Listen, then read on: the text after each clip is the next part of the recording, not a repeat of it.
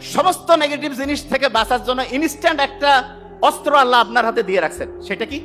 আপনার মাথার মধ্যে আপনি কি জানেন যে প্রত্যেক মুহূর্তে ঢেউ চলতেছে? আমি যদি এখন মেশিন লাগাই, প্রত্যেকের মাথার মধ্যে ঢেউ সংখ্যা আমরা গুনতে পাবো।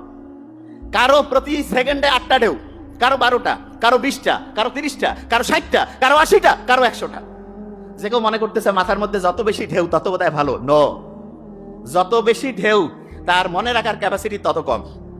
আপনি মনে করেন এক জায়গায় একটা জিনিস রাখছেন, বেশি ঢেউ উঠলে ওইটা ভাষায় নিয়ে চলে যায় না?